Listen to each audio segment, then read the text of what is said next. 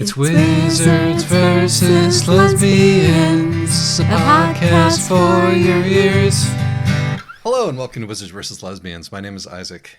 I'm Alexis. And today we are discussing Ammonite by Nicola Griffith. Would you like to do the plot or shall I? I will. I believe this is our third Nicola Griffith book to review.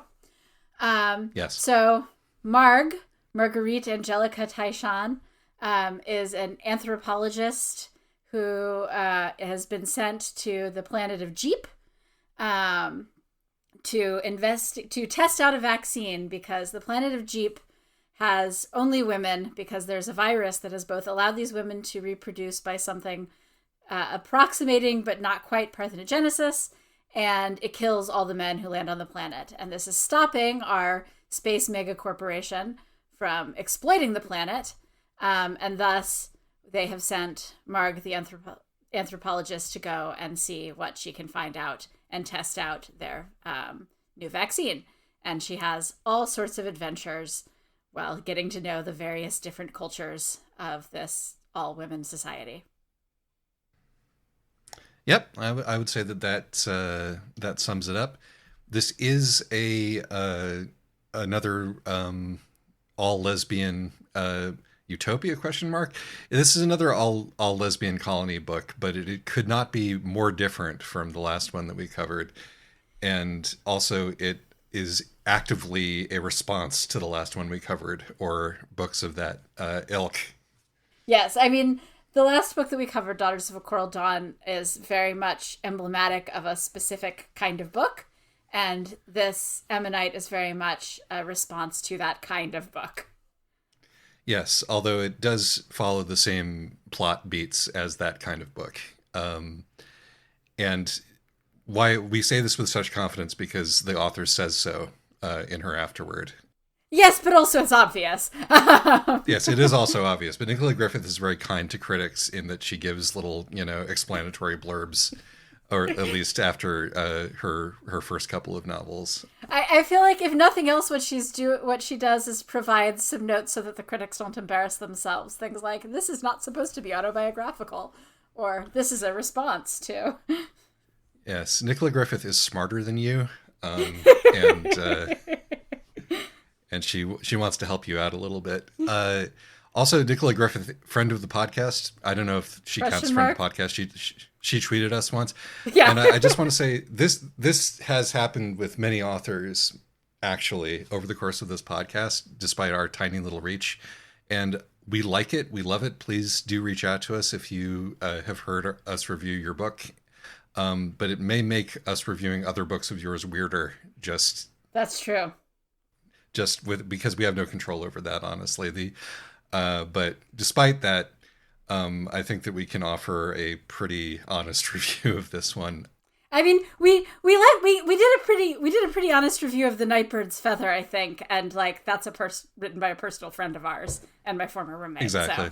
So, I think that at the very least that we can offer the normal amount of bias in our opinions, and we try to wear our biases honestly.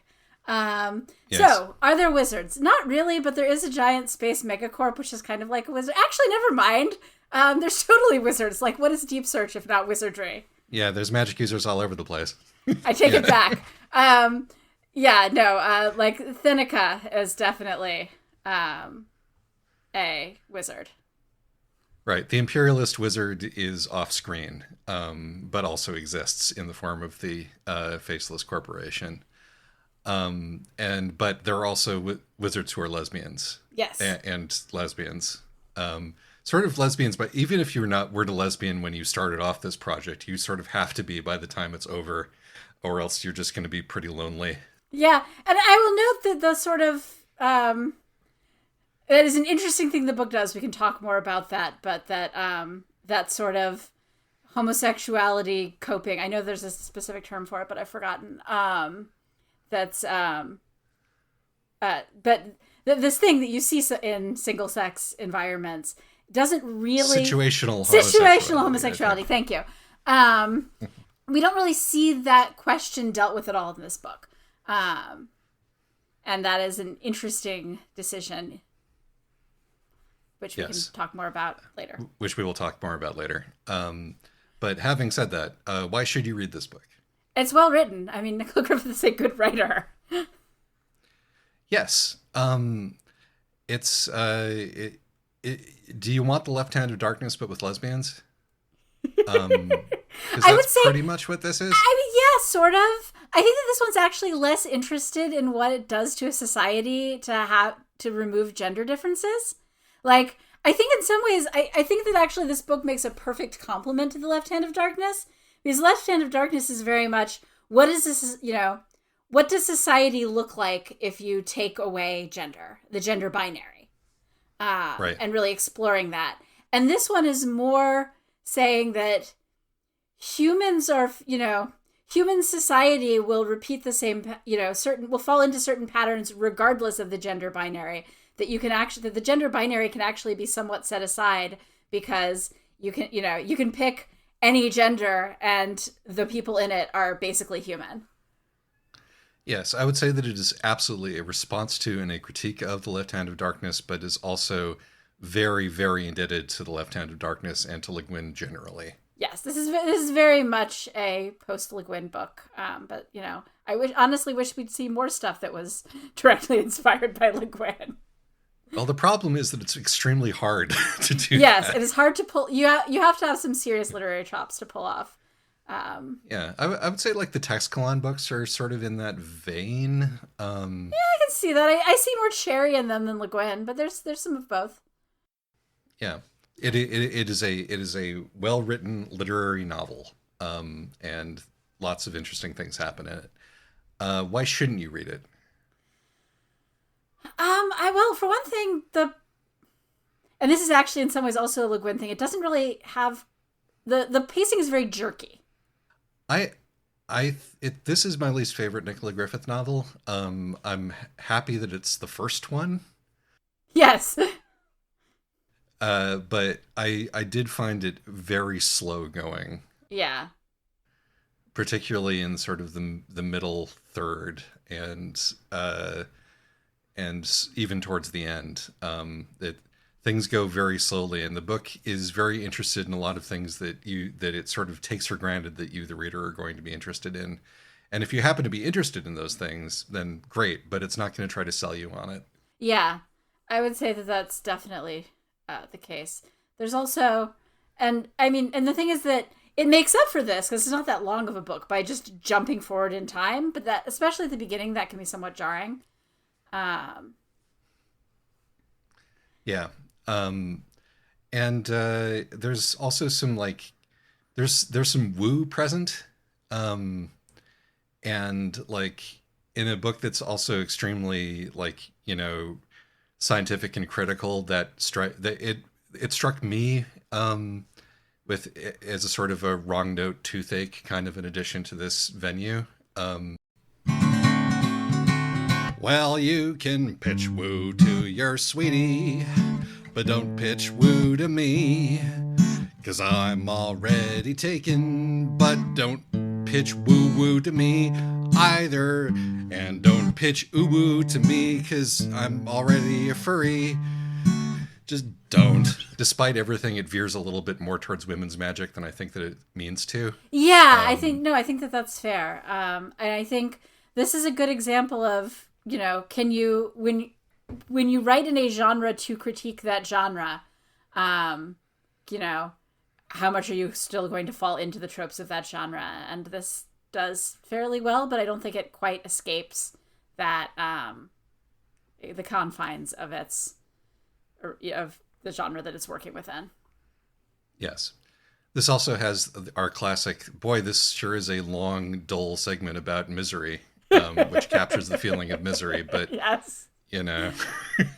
Misery adequately captured. Yeah, which, in some ways we can talk about the Crave section, but in some ways I thought that worked reasonably well that worked very well as a rebuke to the Coral Dawn style lesbian utopia, because boy, does this this lesbian world not feel utopian when we're hanging out with Thea Crave.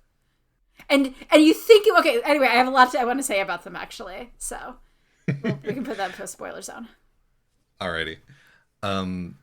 that having been said, content warnings, bodily mutilation, murder, kidnapping, torture, although the torture is off screen, the sort of the corporate disregard for human life and wholesale destruction of human beings, colonialism. I think that pretty much sums it up. There's not real. This book is also, there's no misandry in this book because it's not like a men be like this book. It's a men are simply not present. Yeah. And, you know, Griffith's like overtly stated aim is to demonstrate that women are human beings and therefore as capable of evil as men are. As capable of everything as men are. Right. And evil among other things as men are. And so, you know, you don't have to worry about the misandry, at least in this one, but there's a total of 0 male characters here. There's a few mentioned who are dead, like a generation ago. Yes. And that's fine. Did I miss anything there, do you think? I don't think so. Like, if you did, it'll come up when we talk and then we can go back. Yes. All right, so let's go off to the spoiler zone. Yes. Ammonite. Spoilers. So shall we begin with the Acrave? Yes, let's begin with the Acrave. So the thing I really like about the Acrave section, which, I mean, yes, it is very long and it's a lot of misery for misery's sake. But the thing I like about it is that it's really setting you up to believe it, that, you know, she's going to connect to this primitive culture. I mean, you know, she forms this, like, Marg forms this real emotional bond with Ify, and you know, she gets to know everybody's tragic backstories, and she's starting to sort of see the beauty in this culture and feel accepted in this culture. And then, but you know, they're still this fairly warlike culture that kidnapped her, and eventually she has something of a nervous breakdown and starts compulsively trying to escape, until eventually she succeeds, and at the price of several fingers and, you know, her long-term health. Or at least her short-term health.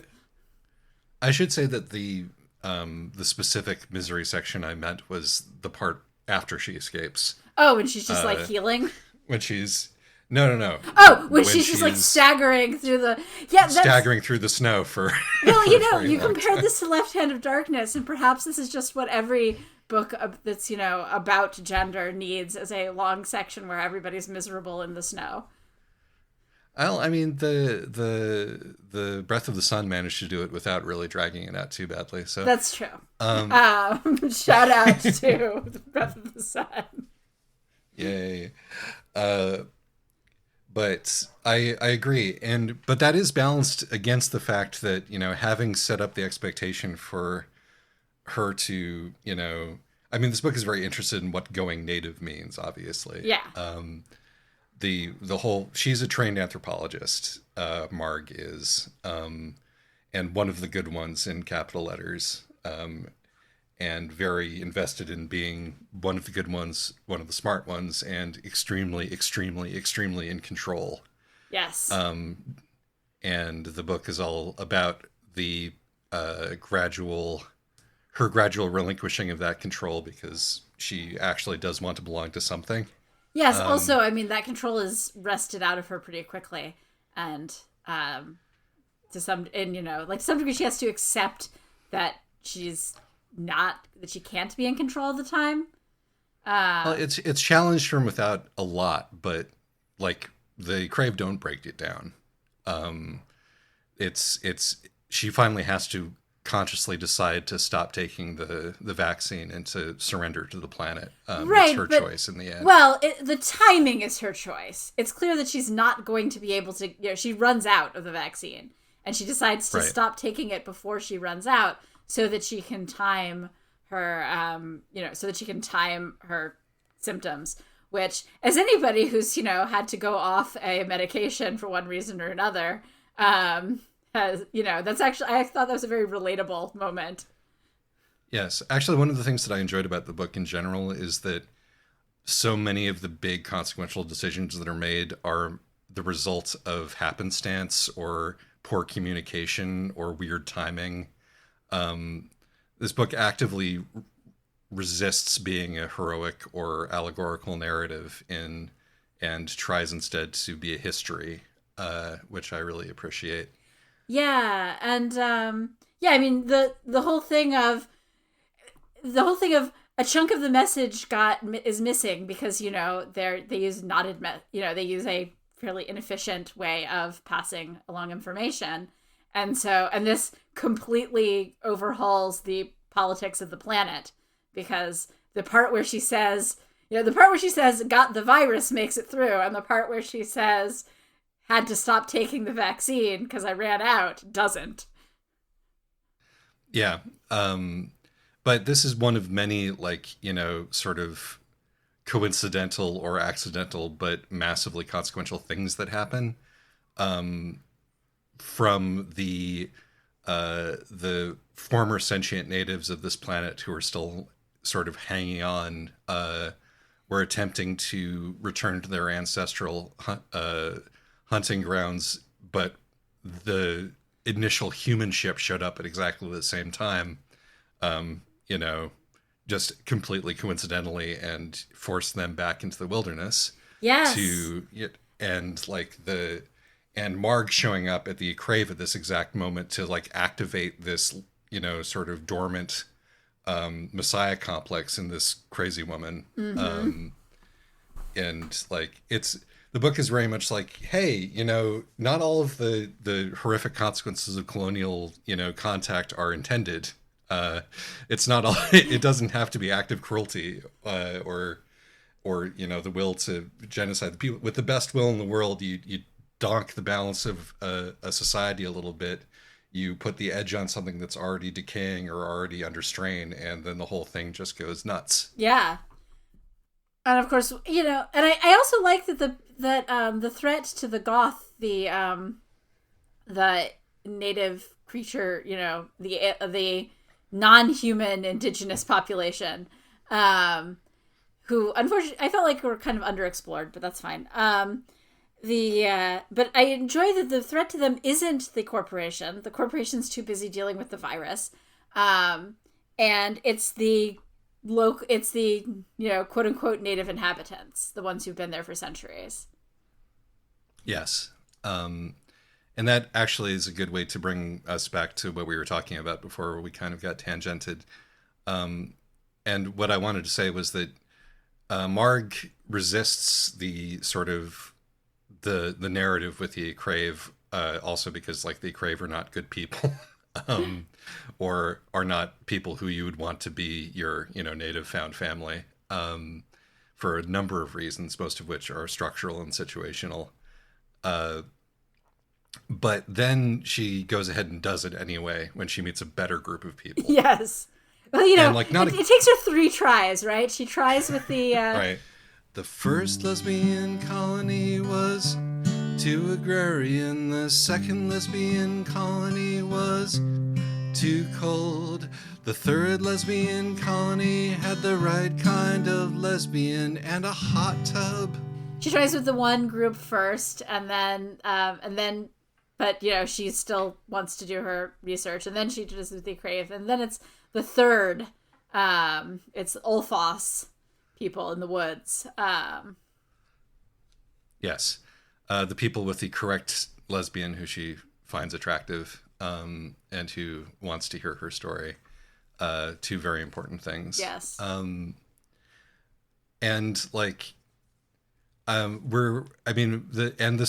thing at the end of that is that we're definitely complicating the trope of civilized women, quote unquote civilized woman goes into the wilderness to find herself. But it still is definitely the story that's being told. Yeah.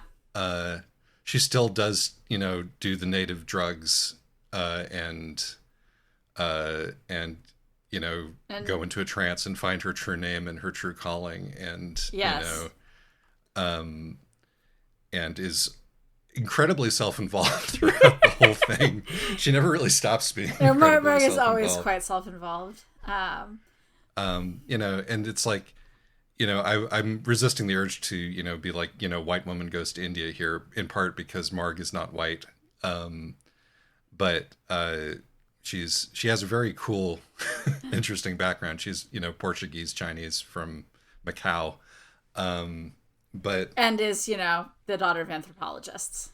But she's anthropologist more than she is, anything else. And as we've sort of glancingly discussed last time, anthropology is often has often been a sort of self-justifying, rubric for colonialists and eugenicists and white supremacists to do their thing. With the best will in the world, sometimes it still turns out that way, and it kind of still turns out that way here. And you look at that sort of in combination with her, with the whole energy bit, and like the Wim Hof breathing and the, her ability to sort of, shut down various parts of her body at will and capillaries and all of this, like, oh yes, and Zen, all of her tight, because Zen flummery, basically. It's Tai Chi flummery. Or flummery of various. I mean, various. So actually, no, I will note of various cultures. I will note that's actually based somewhat in science. The capillaries and raising your surface temperature, like that kind of biofeedback technique are things people can do. I know because my mother actually demonstrated it once for me with a thermometer. It was something that they taught her in an attempt to control her migraines.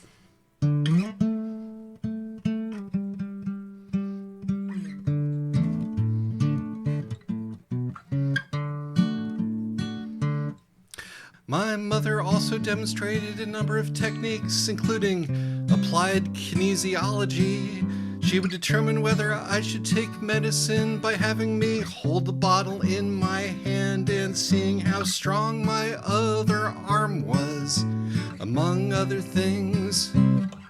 This may account for a certain degree of overactive skepticism when it comes to anything involving, like, energy work, Reiki, Qigong, and anything else that involves moving some kind of electromagnetic force that cannot be described from place to place within the body. So Indeed. You can actually do, some very, at least small amount of biofeedback to control where you're doing blood flow, even today. So while hers is definitely blown up to, an extreme, that didn't bother me too much because that is based particularly in the science of the day when the book was written. Yeah, no, I think that the book is trying to do a little bit of speculative work along the lines of what seemed at that time to be a pretty promising, mode of inquiry with some interesting stuff coming in from other cultures, which, fits in with the what can we learn from this culture that we're colonizing theme that Le Guin was very into and that this book shares. Yeah. But the fact that it turned out to be 99% quackery and cult stuff. But it seemed it seemed plausible when when was this book written? Right, sure. The early 2000s, I think. Copyright. No, 1992. Okay, that's much more reasonable. Right? No, this was totally. Yeah. I mean, the entire discussion about manipulating energy fields and stuff like that. All this, a lot of this stuff was very much extrapolation from the science of the 90s. So I actually think the book deserves a bit of a break there. That does make me more kindly inclined to it. Also, it's like the sort of the level of political involution that we've got going here is very forward looking for the early 90s. Right. Although at the same time, the women are probably just human beings thing, the fact that you still had to be saying that and screaming it at literature in the early 90s is incredibly depressing. Yeah, but I mean, you and I were alive and reading books above our above our age. This book is very much of the late 80s, early 90s, I think. and including, you know, what it is rebuking and what it is engaging with. Indeed. But regardless, Marg does go through her journey of self-discovery and finds her new name and her new job as a member of this culture. And of course she gets the coolest job in the culture. Oh yes, of course. I mean, this is very important. She joins the culture partly, you know, she does all this gardening and stuff, but, you know, she joins the culture where instead of being the, you know, fairly low-ranked member of the tribe, she gets to be the viajera, cool, like, shaman bard. What's your job going to be on the anarchist commune? Well, shaman bard. Right, probably. Exactly. And, you know, a bit like we expect this, right? You know, this is very much the milieu in which this is taking place. Yes. And you can roll your eyes a little bit, but this book is smarter about it than like 99% of narratives like this is going to be. You know? So you take what you can get. Yes, and I like that for, you know, she's good at some of the things that will make her a shaman bard, a viajera, but she can't sing. And they're just like, yeah, you're just going to have to work with that. You're a lousy singer. And she has bad rhythm also. Like, she really struggles with learning to play the drum, which is an incredibly important part of this whole deal. You know, like, it's clear that she's going to make a better viajera because that she's a functional viajera because she is going with her partner, who's also a viajera, who has all these musical skills that she lacks. It's the problem with people who have this, like, you know, iron control over their own, you know, their own sense of self. It's hard to groove if you're, you know, piloting yourself all the time. You got to get loose, release the rhythm. I like the way that her control issues are clearly somewhat rooted in the fact that, you know, in her previous assignment, she got the shit beaten out of her. Oh yeah, no, she's a great, well-drawn character. Like, we have notes big and small as to how she got this way. Yes, and this way is a fairly complicated character. Yeah, and like one of my favorites is actually very early on in the book, which, you know, my favorite character beats, speaking again of The Breath of the Sun, are like the ones that come through as asides. Mm-hmm. But like she was taught not to refuse information by her mother when she was 6. You know, it's like the degree of abstraction with which, you know, a mother of a 6-year-old is trying to communicate with said 6-year-old really puts you in like the frame of mind of the environment in which this, you know, little girl is being raised, you know, and what kind of emotional connection she's getting from her parents. Yes, and then the fact that, you know, this clearly nonetheless does not come naturally to her, because she's an adult and she's still having to remind herself, no, even when I was 6, Mom was like, don't refuse information. Like, she wants to refuse the information, has to like make herself listen. Mm-hmm. And also, like, her relationship with her father died for ideological reasons, you know, mm-hmm. which, like, or at least, you know, that's what they understand, the horrible death of her mother being probably more at hand, but I think they were separated by that point anyway. Yeah. But you know, it's nice to seize on ideological reasons for conflict with your parents. Right. I think it's a good way to not think about the other parts. Yes. But yeah, no,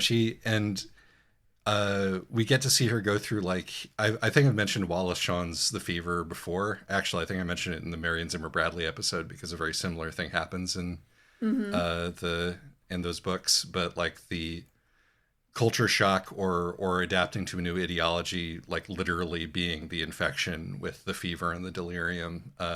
This book does that to her at least twice, possibly 3 times. She definitely experiences ideological changes physically. Yes. Well, she experiences everything physically. Like, she's clearly somebody who has, you know, she exists very much in her brain and in her body and not in her emotions. Yes. And she does this by anytime she's having an emotion, she immediately converts it into a physiological reaction and then uses biofeedback to suppress it. Control on top of control on top of control. Yes. And it's, but as it's fun because she uses it less and less as she's like going native with the Ulfos. Like she stops relying as much on her biofeedback, which I think is an interesting, character beat as well. Indeed. And starts trying to do magic that she doesn't know how to do, which is a very out of control and scary thing. The sort of moral arc of her character is very clear, like in what she has to do to individuate. It's almost too clear, in fact, because she's also like, I'm individuating. Yes. Well, this is part of the problem with writing a super, intellectual, like overly intellectualized character, is that she's constantly being like, this is my character motivation. The fun comes from from the times when she's clearly lying to herself. And I think that there could have, been more of that. I agree. Like I would have, as I said, it wasn't the Crave sequence that was the like despair, sequence for me. It was, and I would have liked to have more for sort of rationalizing trying to become part of the Crave, or really having to waver on it. But it's pretty much, she pretty much constantly wants to escape from them at any point. There's no sort of setting in of, well, maybe this is my life now. Well, the thing is, she goes through a brief period where she is sort of adjusting, and where she's starting, and where, she's starting to get emotionally affected. Like Effie makes her the prod thing, and, and she has all these emotions about it. It's just like she then it's actually, I think that in some ways it's quite well done, because she realizes that she's starting to acculturate and accept this, and that's what causes her to have this break where she suddenly starts escaping, even though it's a terrible, like all these poorly planned escapes. Well, it's like, it's the drinking party where it all goes wrong, right? And like, if it hadn't all gone wrong at that drinking party, because she starts to open up to the people, in the form of telling her story. If she hadn't then asked exactly the wrong question, yes. And if she had let it ride instead of that, who knows what might have happened. So, but that was a very sort of concise way of turning her, her momentum around in that moment. Yes.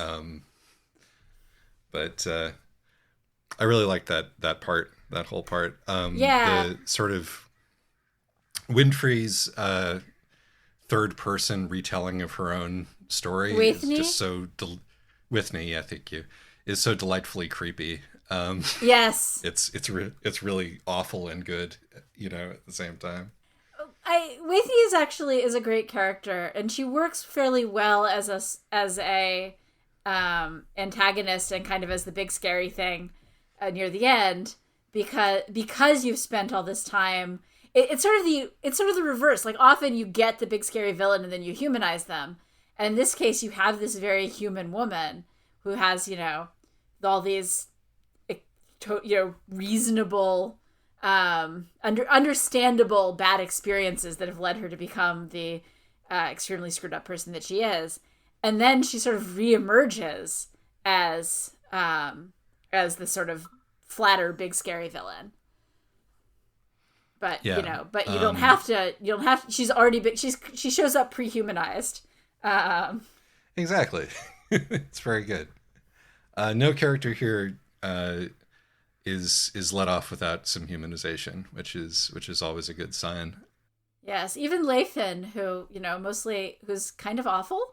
Actually, I also really like Lathan's role in the plot, because she almost seems to just exist to remind you that even the Ulfos can have people who are kind of awful. Like that Marg has really fallen in love with the Ulfos, and like Thenica in particular, but the Ulfos as a culture.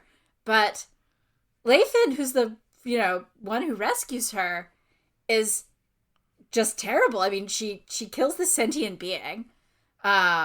that, you know, she like stalks and traps and kills this sentient being that she knows is sentient, and she kills them in a really awful way, specifically to preserve their pelt. And like, you know, she welcomes Marg specifically because she thinks that, you know, Marg can do things for her. And she's just sort of... She's also a really great artist. Yeah. You know, but she's also just kind of unpleasant. Yeah. It's like, do you know anybody like this? Right. I don't know. Yeah, exactly. I mean, not so much the horrible murder of a sentient being, but perhaps that's just a lack of opportunity. But the more to the point, it's like, you know, we're very much at pains to be like, even though we've got, you know, we've tried the one culture and it was too hot, and one culture and it was too cold, and this one is just right. And I think also it's great that when she does find the tribe and culture that she absolutely wants to be a part of, it's the one that has the hot tub. Yes. One should never underestimate the importance of a hot tub in one's life decisions. But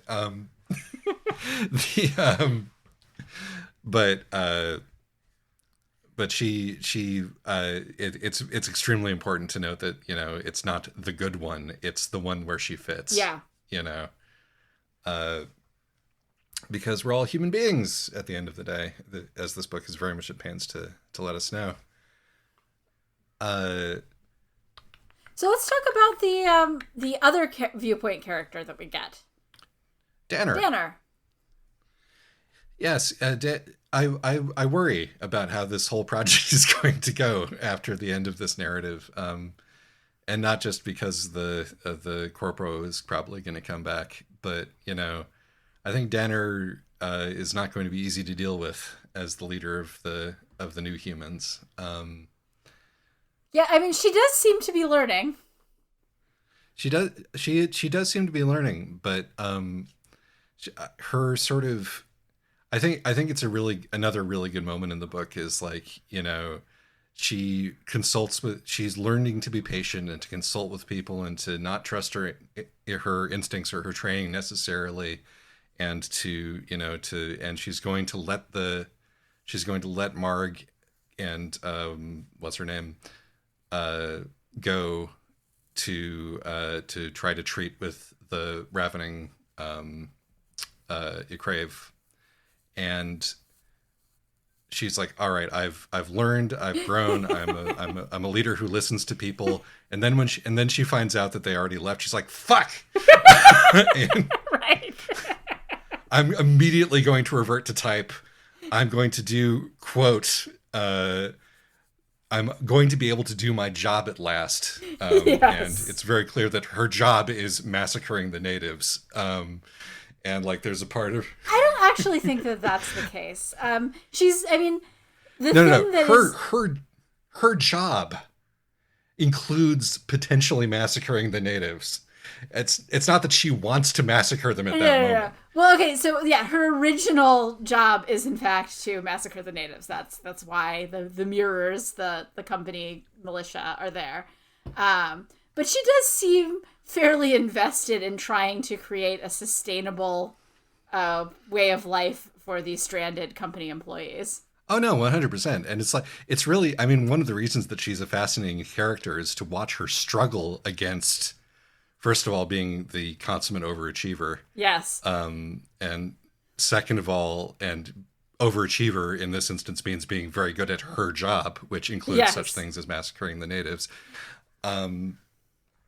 But also she's smart enough and she's a good enough leader to be like, no, what I actually want to do is to be able to play Stardew Valley rather than XCOM or whatever. And she should play Cult of the Lamb for both. I think that resource management is much more interesting and fun than just, you know, than bulldozing people who are armed with spears. But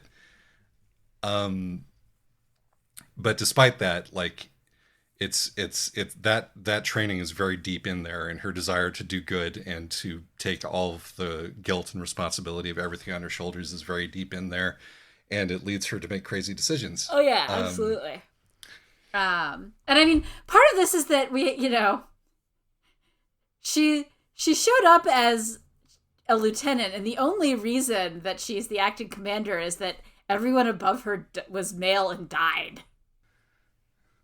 Yeah.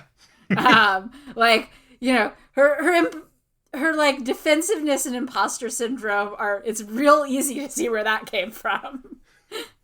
Oh yeah, no, she's complete. Another person would have gone insane, you know. And she kind of has a little bit, but it's lucky that it was her, you know, who was next in line.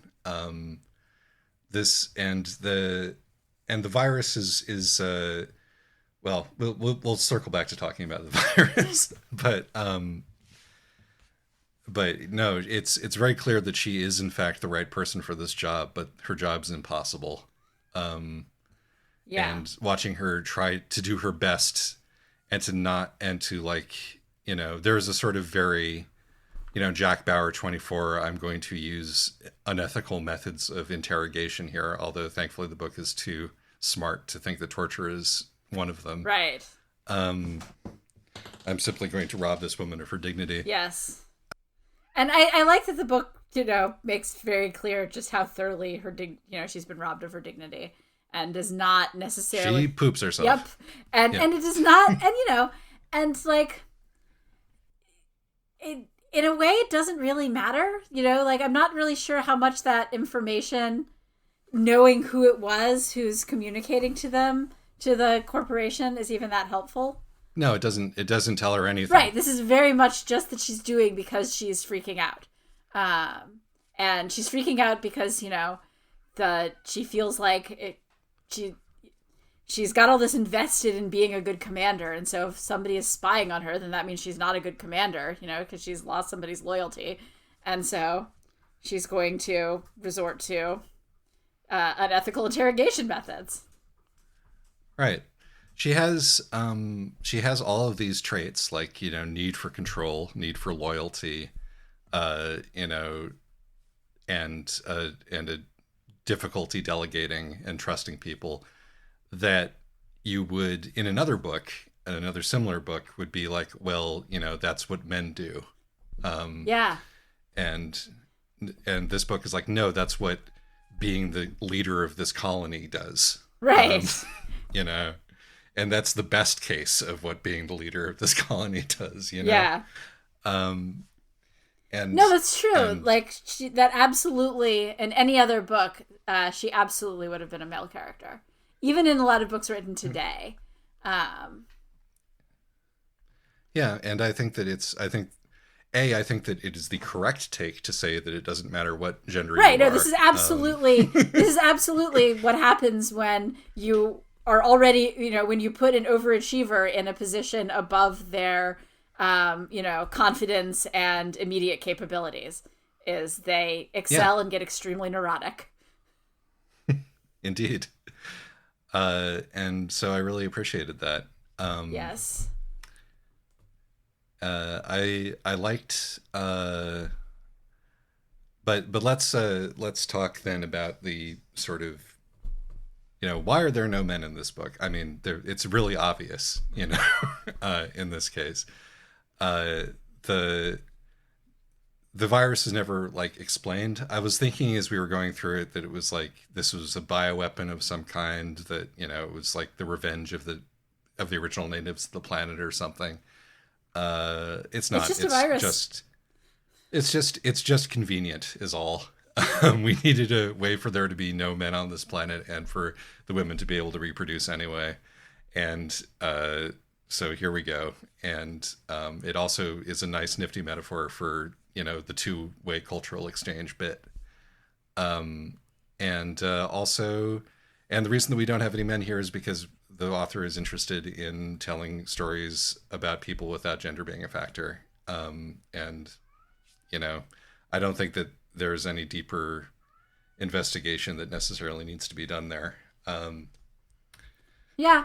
But we still do get the sort of the return of the, you know, it does still follow the arc of the lesbian separatist colony story, because the break is the men find out still, you know, in the form of the corporation who are being fed information by women. But Well, I mean, the thing is, the corporation, the women who are feeding them information are part of the corporation. Right. But it's like the even the idea that the men found out is still enough to be the thing that causes the third act to happen. Though so that again, part is still intact. We say the men, but we don't actually know who all's on that other ship. This is true. All we know is that there are more men on that other ship than there are on anywhere else in the story. Yeah, because they're not all dead. But the Estrade, the ship where they're working on the vaccine, that's all women. And I mean that makes sense because what if? Of course, they're not even working with killed virus, so the only reason to have it's just sheer proximity to the planet has the corporation so scared that they're not sending male personnel to orbit the planet. Right. Because what if the virus develops its own little spaceships or something? So for all we know, the corporate ship that's, just sort of hanging there being a threat, I mean, for all we know, that's mostly women too. It could very well be, although it is, at least floated early on in the book that the reason that the company would destroy the space station is to ensure that this virus can't get out. Because there's men on that ship. Because there's men on that ship. Which, and I assume it, but it's definitely, when I say that, it's not to it's not because I'm trying to call the book out for that. I think, it's just interesting to see it follow the sort of the arc of a genre. Right. I'm just pointing out that, there's this baked in assumption that the big scary corporate thing must be men. Yeah. And I would say probably, I think that's probably a reasonable assumption, just because of the way because I don't think that this is a universally matriarchal culture that these folks are from. No, but again, it seems like the company has been limiting its male employees' exposure to this planet or even to orbit around this planet. So that's true. That it could be a crew of women who are being ordered by other men elsewhere to do this, or by a mixed gender population. True. True. The thing is, we don't know. The book doesn't make a big deal out of it. The book doesn't make The point is that the book doesn't make a big deal out of it, and that even today in the sort of Wiz-Les microgenre books, often that power is the kind of power that the company represents is very male coded. Yes. Not always, but often. And so, and I think it is interesting that in this book, you never see them, and thus you don't actually know what the gender makeup is.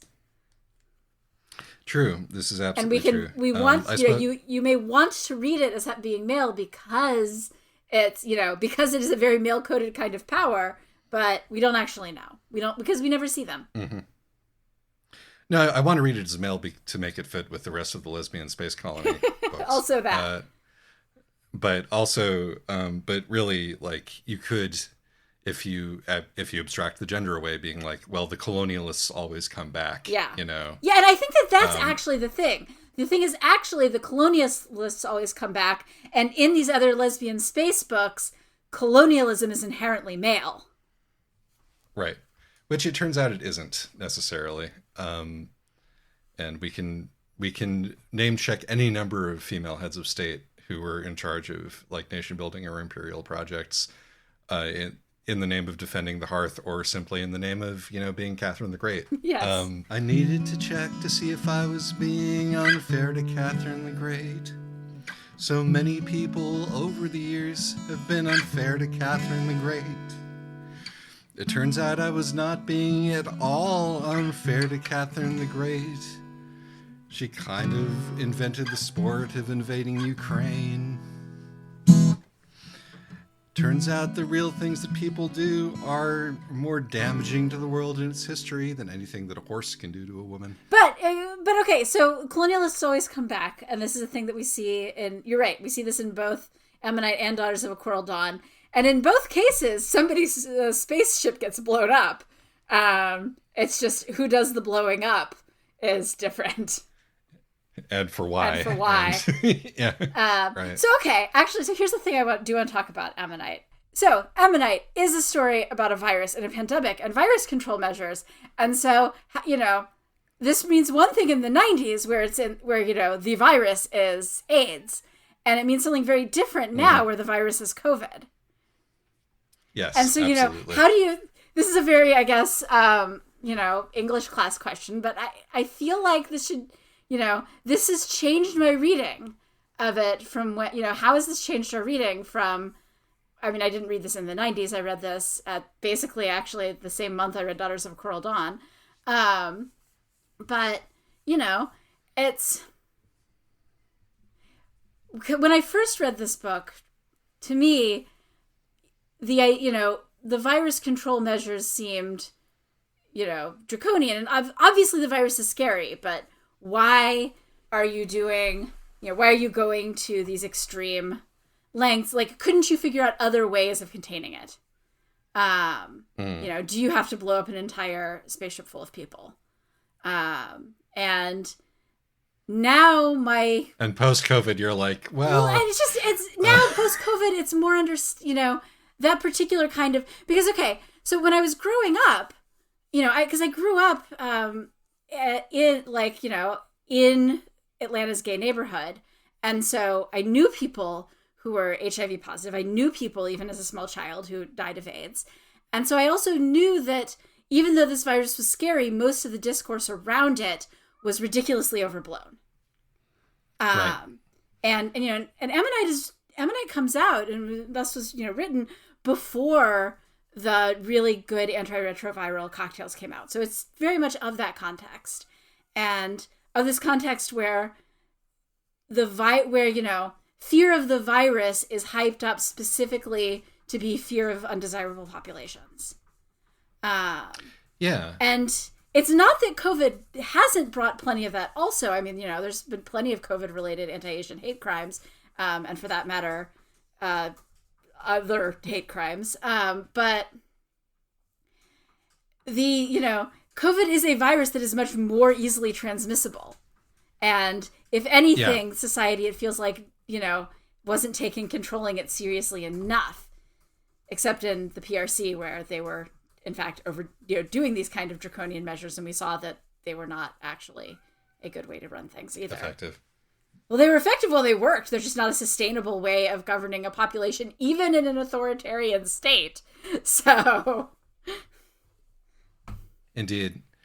Well, I mean, it's a question, because this is not a real virus that we're talking about. It's a virus in a book. It's right. Like, what does a virus in a narrative represent? And part of it is going to be like reflecting the cultural mores of the time and the cultural fears of the time, but also there are always going to be sort of elements of xenophobia and penetration and contamination in there. As even Marg, the trained anthropologist, has panic about not being like pure anymore, about being contaminated. Yeah. And as we saw, with COVID, it's we even got some of that with COVID, as you pointed out, because it's a narrative that's really hard to dispose of in fiction or in real life. The Spanish flu epidemic, which was in no way Spanish, but we had to pin it on somebody. The French disease, the English disease, the Hong Kong bee flu.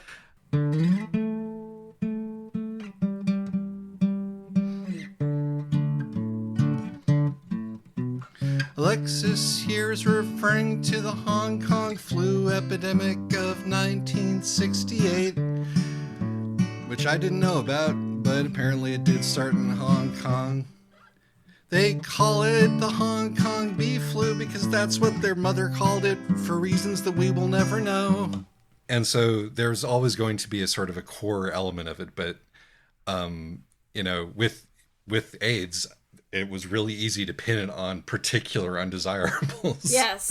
And I'm not sure it's entirely a coincidence, or maybe it is, but, for the purposes of analysis, it doesn't have to be, that this is in a way the virus that makes you gay. Right, exactly. There was a certain cultural chicken and egg issue there. Yes. where there was shame among people who had the virus because if they were straight, they were like, not only am I dying, but people are going to think I'm gay now, right. you know, which is like funny, but in a really, really dark way. But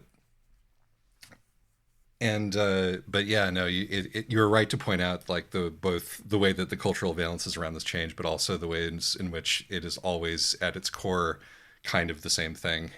I was just interested in thinking about how the reading of this book can change in 30 years. Indeed. Although, I mean, honestly, I mean, it didn't occur to me. You know, I was busy thinking about the virus as a metaphor for, for cultural exchange, and wasn't really thinking about it as a virus. But that's probably just because of the way in which I was reading it. Well, I believe that, in fact, both me and the author were in Atlanta in the early 90s, so... I mean, it's also like, the Mark's obsession with bodily control and bodily autonomy. Right. I think work very well both ways with that,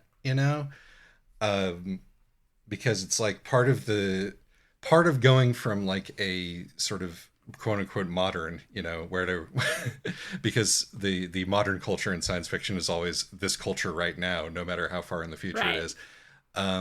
But going from a modern culture to a some people say savage in this book as a pejorative, but to a sort of a pre-industrial culture, it requires communal action in a way that modern society doesn't. Modern society is far more atomized, and the illusion of self-reliance is far easier to maintain in a modern setting, right? Yes, because you can offload a lot of the things that you require, that you use community for, into, you can outsource them or just offload them onto your computer. Out of sight, out of mind. Who knows how your cup of coffee got to you, except if you're Wallace Shawn and you get a fever about it. But the point being that not only does Mark have to let the virus into her body, but she also has to let the interdependence, and the family stuff, because she comes from a very sort of abstract, cold family, and the fact that her mother died of what was probably this virus is not a coincidence. Is it supposed to be this virus? I thought her mother died of something, because her mother died on Earth, I was pretty sure. We eventually established that Alexis was correct about this. So her mom died of some unrelated but extremely similar respiratory illness that happened to have killed her after a long latency period of no symptoms. But her mom died of a viral infection. Yes. She is on the planet. She fears the viral infection for many reasons. One of which is that it killed her mother, and one of which is the loss of bodily autonomy that it implies. One of which is the communality that it implies, the giving up of, one's pride, one's self-control, and being uncertain as to whether her selfness, whatever she is, and whatever she has learned to identify as, can survive that process. Because so much of her sense of self is bound up in her job, her career, and her ability to control herself. Yes, and that does come from her parents. Yes. So that's the connection that I'm trying to make here. It's not necessarily important whether her mom literally died of the same thing. It's the same enough that it's affecting her emotionally in the same way. And that I completely agree with. And plus it's interesting, of course, as she's taking the foreign virus into her body, she, of course, is also being a sort of foreign infiltrator into this culture. Even though she says, "Oh, I'm never going to be Marguerite Angelica Taishan anymore. I'm going to be Marga Moon," and only be a member of the Ulfos. Like, she keeps telling everybody this, but she still drags her partner like halfway across the planet to, be an interpreter for the company presence on the planet. Yeah, no, she's still making huge different changes in the way that the planet is going to be operating. But then again, as one should and one would as a fully paid up member of the society. But I mean, it's not just that. It's the virus is bringing her into this culture, but she's also bringing this culture closer to the mirrors, the militia and scientists, and there's going to be exchange. Yes, indeed. Incidentally, the fact that the vaccine has poison in it, and that we're laying this all up against all this sort of natural healing energy vibe stuff. That was very woo. And it's a bit uncomfortable. Maybe that was what I was reacting to, is that there are anti-vax seeds in here, but yeah, and I don't, I was going to say that this doesn't predate anti-vaxxers. It does predate the contemporary anti-vax movement, which is a much more organized thing. When did that guy do his bullshit? Oh yeah, the retracted story in the Lancet. I don't remember, but Wake, something like that. Anyway, I remember encountering anti-vaxxers. 1998, so 6 years after this was published. Yeah. All right. So and so that's the beginning of. But I mean, I was living in Atlanta in the early 90s and absolutely encountered hippie anti-vaxxers. Mm-hmm. And even I remember encountering a book on why vaccines are evil in the local co-op grocery store. Fucking hippies. It's also why there's no fluoride in the water where I grew up. But anyway, yeah, I'm sorry about that. It comes with the territory, whether you like it or not.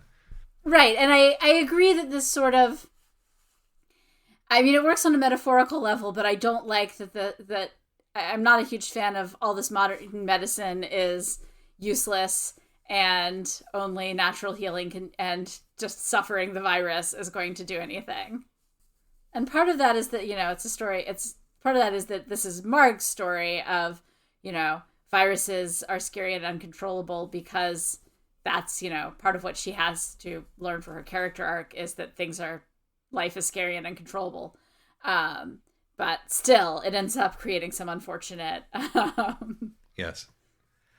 I do have sort of one last topic of discussion that I wanted to bring up because part of Marg's journey is to go from a difficult or contentious relationship with her birth family to I'm adopting all of these siblings, moms, aunts, and sisters and moms, aunts, I guess specifically, and sistren. And immediately having a baby with the woman who I met a few months ago, and yes, well, that's just classic U-hauling right there. Well, I wanted to ask. It's there oftentimes those of us who are for sometimes for very good reasons cautious about the family over everything narrative, and this being an anti-mom podcast. Yes. It's sort of, but occasionally we run into sort of these, ideological things where it's in order for humanity to save itself, it needs to get back to grandma lives in the tent, along with everybody else. And I always have mixed feelings about it when I hear people decrying the atomization of, modern or Western or whatever civilization. And, sort of being in a more natural, healthy culture, these family groups are, need to be, sort of respected and centralized, which you hear from people on the right and on the left. It gives me pause always because that's not my natural inclination. And the sort of a narrative like this, which is in a way, it's very careful, but it does in a way romanticize this sort of older way of life, Yes, but Isaac, didn't you know if we just lived in these sort of more old-fashioned family-first societies, no family would ever be abusive. You'd never need to escape. Right. So I basically just wanted to open that up as a topic of conversation because it all. Yeah. No, I think that's a great point. And I mean, I think this book does better at it than most in that, it makes very clear that the family Marg is joining, not everybody in it likes her, and she doesn't like everybody in it. Mm-hmm. And that's where Leifin, I think, is a particularly valuable character, because it's like, oh yeah, look at this. You've got found family, and your sister is just this, like, awful murderer. But you're stuck with her now. You did the initiation right. I think that some of that, to some degree, I think that the company actually is providing a useful counter-narrative there. Because they are forming an alternate kind of society, and they are learning to form stronger community bonds, but they don't seem interested in becoming like this sort of tight-knit, multi-generational tribal family. They're still pair bonding, and mostly everybody wants to live in their own quarters and things like that. Right. The book is very much understands that these things are the result of, like, economic forces primarily, or maybe not understands, but posits that. Like, it's, it's very much, why are the mountain tribes, evil and bad? It's because they are starving, and climate change, essentially. And, and the material conditions inform the ways in which these societies are formed, and if there's more prosperity, then you don't need these, like, these family groupings as much, and so on and so on. And it's just a matter of how much prosperity is actually reasonable to expect, and that can be sustained without, I almost said immiserating, thus outing myself as an online leftist, without I think when you start talking about material conditions, you're already getting there. I mean, we kind of have to, though. It's sort of an important part of the way things are. No. I'm not saying anything. So actually, though, speaking of, leftism, or online leftism, sort of, one of the things I actually like about this is that none of these societies are, because, okay, your classic utopia is a gift economy. Right. And all these classic utopias are gift economies. And this is not. Like, they have a trade economy. They don't have, like, paper currency, but they use tea, their DAP tea, as, like, a proto-currency. Oh, they have the fish tooth clay marker proto-currency. Oh, that's right, they do. So they're actually in the process of developing a hard currency. Because, like, it's right now it's just the inns that are doing it, but it's clear that, but now the inns are starting to honor each other's, and just give it another generation or two, and we're just going to have, like, a cash society. Right. But even so, even in this, like, proto-cash society, everything is about trade and the trade relations, and it's about trade relations where, you give things in expectation of favors later, but it's not, but it's very explicitly, you're giving things very explicitly in expectation of specific favors of equal value. Like, as Marg navigates this, she has to, when she's getting supplies from the first group that she encounters, she has to, they're like, this is giving up trade goods to you. Right. What is it? How's it going to benefit us? And with the Ulfos, I mean, they rescue her, and then as soon as she starts to get better, they're like, okay, so how are you going to pay us back? And, like, these are the people, who eventually adopt her, and she has to make a case for how she's going to help the well-being of the family by being adopted in. Like, it's not about love. It's very much about economics. Yes. No, and I really appreciate that about this. It's like, this book is, I mean, I guess that's one of the things that made the sort of the energy healing bit, stick out more to me, because the book is incredibly hard-nosed about every other kind of romantic idea, Yeah, absolutely. But I think we're, even with the various problems that we've had, we're going over at this point. So let's try to draw it to a close. Okay. I'm going to give a last note, which is a very silly one, which is at the start of the book, they're talking about the language that is spoken on Jeep, and how it has, like, bits of Spanish and the languages. Yeah, the dialects of a languages that are sort of derived from Old Earth English, but have bits of Old Earth Spanish, and then also Ancient Greek. Yes. And it turns out that this is because the virus allows people to sort of access memories that are encoded in their mitochondrial DNA, although the book doesn't say mitochondrial DNA because that wasn't a meme yet in 1992. Yes. But it allows people to access ancestral memories. But what I thought was that the reason that there's bits and pieces of ancient Greek on the planet is because the original settlers were militant lesbians, and they brought Sappho with them.